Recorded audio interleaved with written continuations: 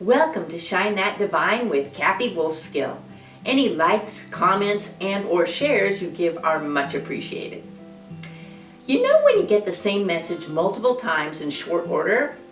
The reference that kicked off my latest All Points Bulletin was from Jeffrey Hoppe, who channels Adamus Saint Germain. He made a comment that we are addicted to our guilt and shame. The idea struck a rather loud chord with me as I recalled my longest held and forever unresolved guilt over wounding John Parrish. When I entered public school in the 3rd grade, set free from my constricting existence as a mediocre student at Catholic school, I was suddenly a shining star, and it wasn't long before cute, shy, and taller than I was John Parrish asked if I wanted to be friends. My heart was all aflutter because he was adorable and I liked him very much. We made plans to meet on the playground after lunch. Well, word travels fast because as I was putting up my tray after eating lunch, John's rotten little brother, Richard, see how natural it is to project my guilt onto someone else, came up to me sneering, "You still in love with Johnny?" With me, losing face was never an option, and I immediately hurled back, "No, and as a matter of fact, I hate him." Then I saw John standing just behind me. In an instant, his expression descended from joy to crestfallen confusion.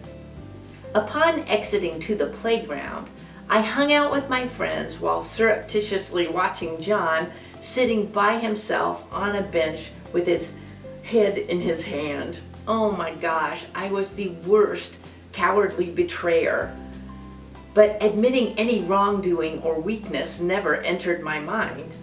The guilt over wounding this sweet soul has haunted me for almost 60 years. I could have apologized at any time to this ever-endearing boy all the way through high school, but I never did. And I forever regretted the wall I maintained between us. And no matter how many times in the last 20 years I've done acceptance and forgiveness and compassion for John, Richard, and me, my immediate feeling whenever this incident resurfaces is shame at hurting an innocent to protect myself. I'm crying as I retell this tale to myself right now. So yes, it appears I am addicted to guilt and shame because of this, and fortunately, only a handful of other harmful incidences that forever evoke regret. I don't think of myself as unworthy or undeserving of love, however, or that my true divine essence is in any way diminished. But how many times do we replay over and over something hurtful that we said or did? It's a harmful habit. I am now pretty good at apologizing and letting things go.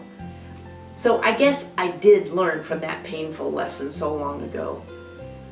Okay, want to know something weird? This is totally off topic, but I just did an internet search for where John Parrish might be and if I could somehow contact him. He died last year. His obituary reflected an interesting life of accomplishment, full of love for friends, family, dogs, fishing adventures in wilderness areas, and finally establishing a popular neighborhood bar and grill. I think part of my guilt is over what might have been, and I see his life included things I'd never be into myself. What's freeing is that I feel he truly does know now, when I reach out to his spirit on the other side, how sorry I am for hurting him. Sheesh, I think I can finally let this go. Here's the crux of the lesson. When we hold on to guilt and shame, even if it is only a part-time occupation, and even more so if it's a full-time activity, we are blocking the high vibrating energy we must be if we are to receive that same energy.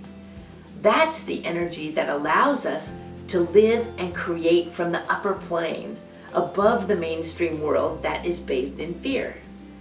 Processed and released guilt and shame transform into wisdom.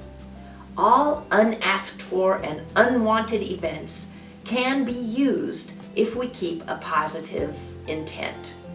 For those of us on the spiritual path, this is what we're here for, to release the fears that place bomb craters and obstacles along our path. Without those impediments, we have an open road to freely sharing our divine gifts. All the joyful energy in the universe is there for our use, but we must be that joyful energy already in order to keep receiving it. Keep working to cure that blame and guilt addiction so we can all shine that divine.